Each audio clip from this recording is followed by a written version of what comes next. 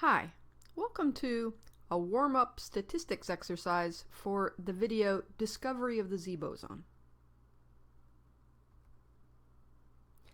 This video is a warm-up statistics exercise to go along with the video Discovery of the Z Boson.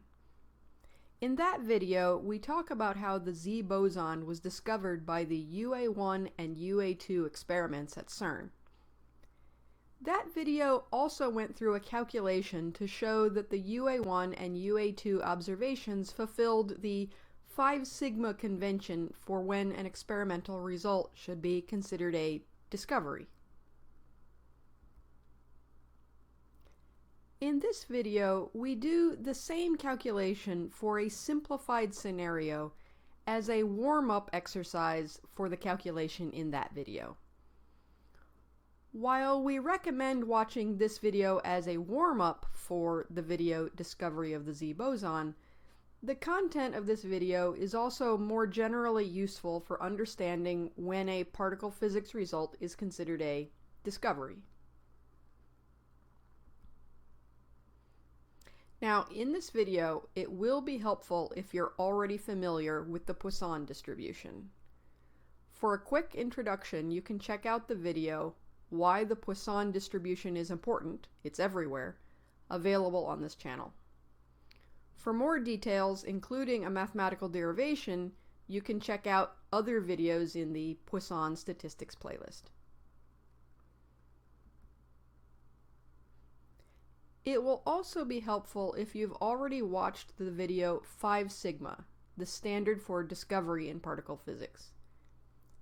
That video describes the 5 sigma convention for how an experimental result in particle physics is deemed a discovery. We'll use that information toward the end of this video. Okay, let's get started. So many experiments in particle physics are conducted at colliders. Particles are accelerated up to speeds close to the speed of light and then allowed to collide. So here we have particle 1 coming in from the left and particle 2 coming in from the right. Now, often they pass right by each other with no noticeable interaction. But sometimes they interact in ways we can see, producing lots of particles. These collisions take place inside a particle detector. A particle detector will have many subcomponents which can be used to determine the identities, energies, and momenta of the produced particles. When the detector registers an interaction, that is called an event. Now, you may have heard of the Large Hadron Collider, or LHC, at CERN. It primarily collides protons, but also sometimes collides heavy ions. Its 2 best-known experiments, the particle detectors, are ATLAS and CMS. Other accelerators have collided protons with antiprotons or electrons with positrons. Physicists are considering experiments which would collide muons with antimuons.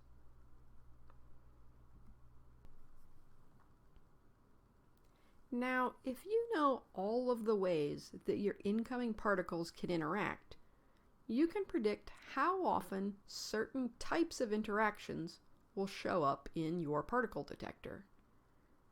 For example, as we discuss in the video Discovery of the Z Boson, the UA1 and UA2 experiments at CERN collided protons and antiprotons to produce Z bosons.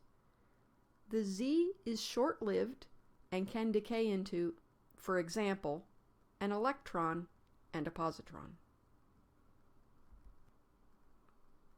So UA1 and UA2 looked for events in their detectors where an electron and a positron were produced. There are also other interactions which don't involve a Z boson, which could also produce an electron and a positron.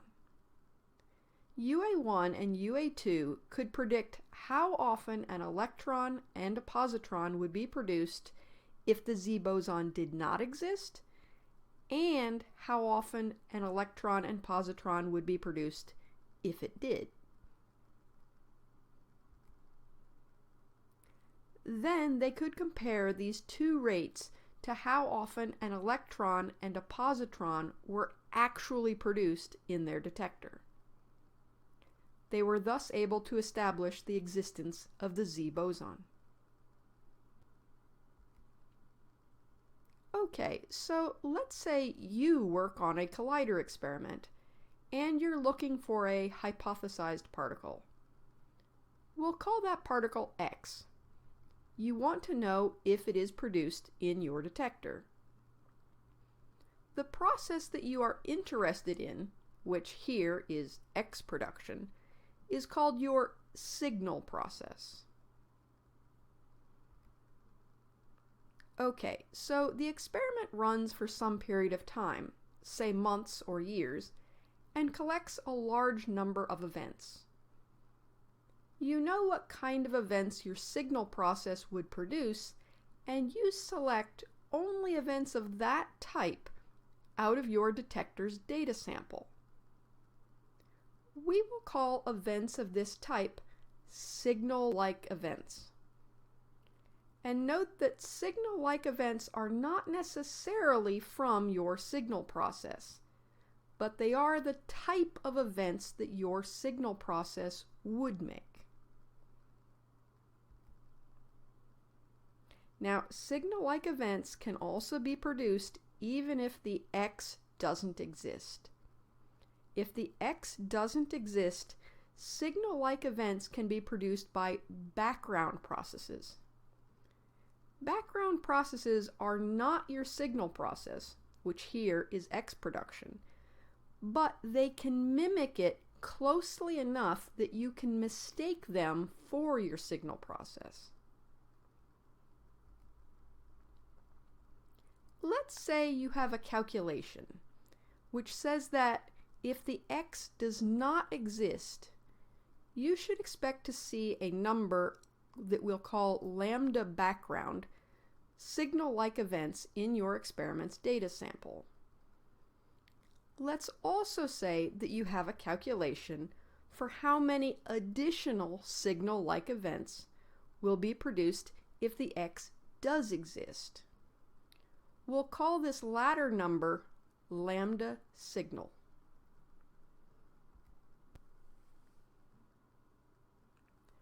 So, if the X doesn't exist, you expect your experiment's data to contain lambda background signal-like events. If the X exists, you expect the data to have lambda background plus lambda signal-like events.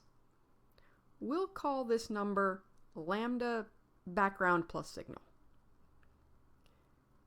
Now you look in your data sample and you see n observed signal-like events.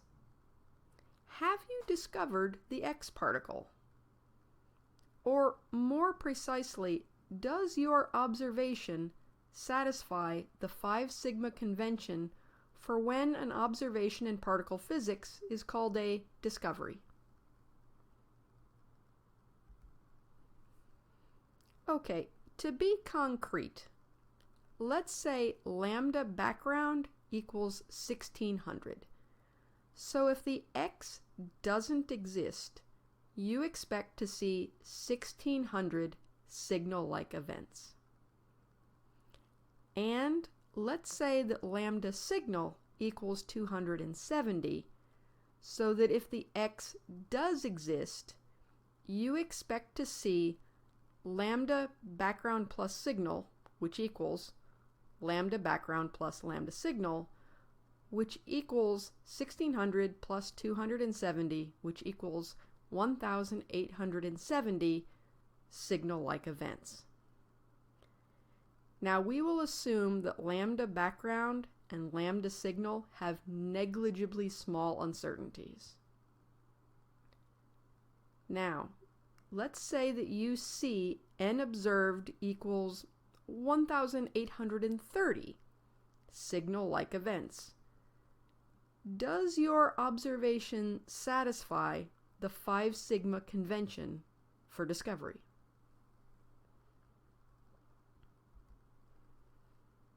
To answer this question, let's pretend for a minute that we haven't conducted the experiment yet. Let's look at 2 hypotheses for what will be in the experiment's data: the null hypothesis and the alternative hypothesis. First, let's look at the hypothesis that the X particle does not exist. In this case, the only interactions which can occur in the experiment's dataset are background processes. Under this hypothesis, the expected number of signal-like events that will be observed is lambda background, which is 1600. This is the null hypothesis. In a particle collider, there is a very large number of opportunities for the incoming particles to collide and possibly produce signal-like events. These collisions are independent. Whether or not one pair of incoming particles produces a signal-like event does not affect the probability that the next pair will produce a signal-like event. The expected number of signal-like events is the average number of signal-like events which would be observed if the experiment were conducted many, many times. The actual number of signal-like events which will be observed when the experiment is performed, and performed once, is probabilistic and is described by a Poisson distribution. For more information on situations in which the Poisson distribution is relevant, you can check out the videos in the Poisson statistics playlist. Okay, so the Poisson distribution gives us the probability to observe m events when lambda are expected. So the probability to observe m when lambda are expected is equal to lambda raised to the power of m divided by m factorial times e to the minus lambda. For the null hypothesis, we set lambda equal to lambda background, which is 1600.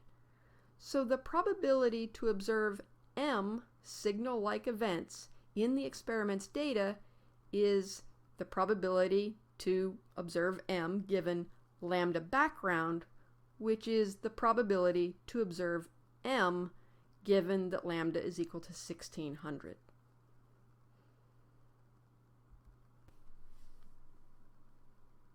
However, the expected number, lambda background, which here is 1600, is a pretty big number. This lets us use the Gaussian approximation to the Poisson distribution. For details, you can check out the video, The Gaussian Distribution, or Normal Distribution, from the Poisson.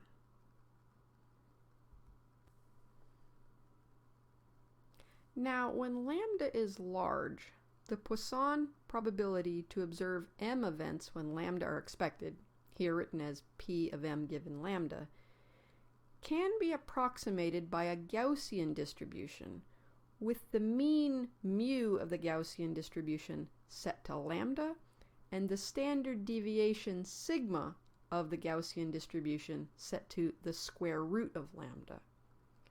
So we get that p of m given lambda is approximately equal to 1 over the square root of 2 pi lambda times e to the minus m minus lambda squared divided by 2 lambda. So, in the null hypothesis, the probability to observe m signal-like events in the data is approximately equal to 1 over the square root of 2 pi times 1600 times e to the minus m minus 1600 squared divided by 2 times 1600.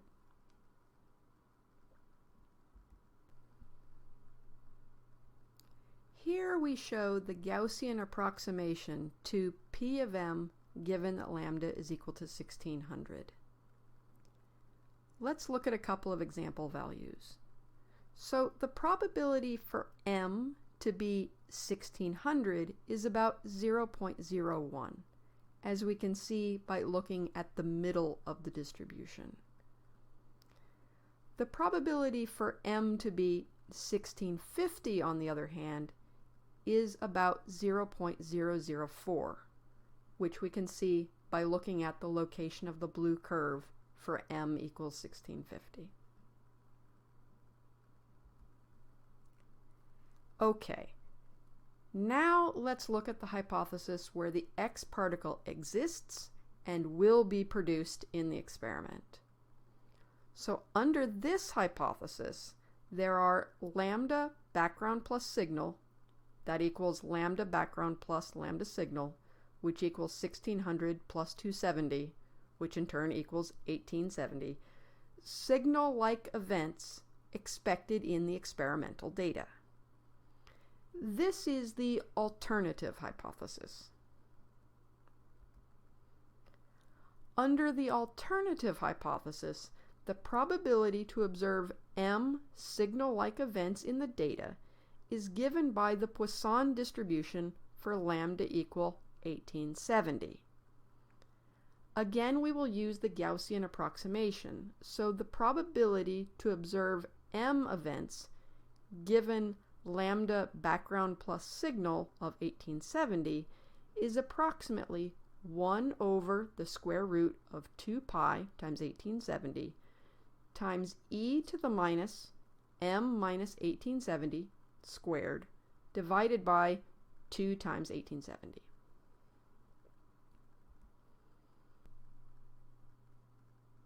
So here we plot P of m given lambda signal plus background in red alongside the curve that we already saw, which was P of m given lambda background in blue. Now note that P of m given lambda signal plus background is a little wider and a little shorter than P of m given lambda background. Let's look at the widths of these two distributions. Now we said before that the Gaussian approximation to the Poisson distribution is a Gaussian with its mean mu set equal to lambda and with its standard deviation sigma equal to the square root of lambda.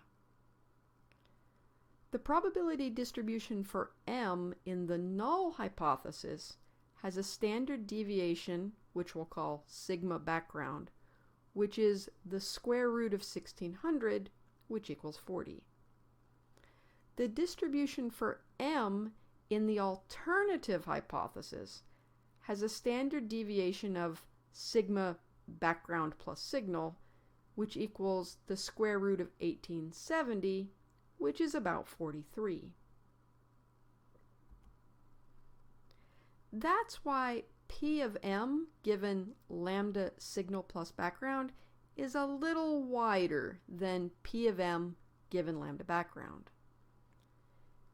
So P of m given lambda signal plus background has a standard deviation of sigma background plus signal, which equals the square root of 1870, which was about 43. And P of m given lambda background has a standard deviation of sigma background equals the square root of 1600, which is 40.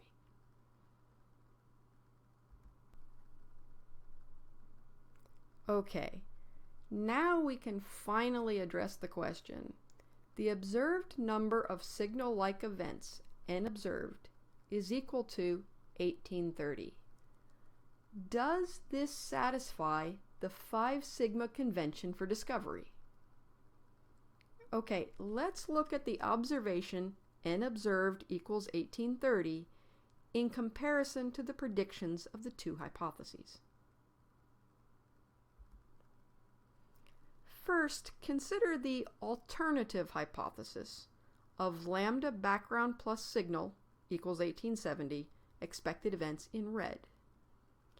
Now, n observed, which is shown by the arrow, is not too far from the center of this distribution.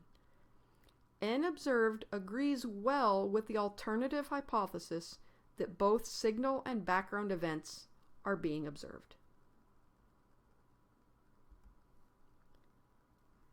Now, let's compare n observed to the prediction of the null hypothesis, which was lambda background equals 1600. There is a clear disagreement between n observed and the null hypothesis. Let's quantify this disagreement. In the null hypothesis, the numbers of expected and observed signal-like events differ by the absolute value of lambda background minus n observed, which equals the absolute value of 1600 minus 1830, which equals 230. Let's divide this by the standard deviation of the probability distribution in the null hypothesis. So that was sigma background. And note that we are quantifying how unusual the observed result is in the null hypothesis. Thus, we quantify this using sigma background. Now, the difference between lambda background and n observed is 230, and sigma background is equal to the square root of 1600, which is 40. 230 divided by 40 is equal to 5.75. So n observed is 5.75 times sigma background away from lambda background. So n observed agrees with the alternative hypothesis and is more than 5 sigma background away from the expectation of the null hypothesis. As it is more than 5 standard deviations away from the expectation of the null hypothesis, this result satisfies the 5 sigma convention. We should point out that the 5 sigma criterion is a statement about how incompatible the observed result is with the null hypothesis. This means that if the null hypothesis is correct, observing this many signal-like events would be really rare. Here, the observed n observed fell 5.75 times sigma background above the expected number of signal-like events, lambda background, in the null hypothesis. This is a very rare result. The probability of the observed result falling more than 5.75 standard deviations above the mean is about 4.5 times 10 to the minus 9. One way that we say this is that the observed result had a p-value of 4.5 times 10 to the minus 9. Similarly, the probability of the observed result falling more than 5 standard deviations above lambda background is about 3 times 10 to the minus 7, or more accurately, about 2.87 times 10 to the minus 7. So an observed result that is exactly 5 standard deviations above the mean in the null hypothesis has a p-value of 3 times 10 to the minus 7. This number will be used in a slightly different context in the video Discovery of the Z Boson. Okay, so let's summarize.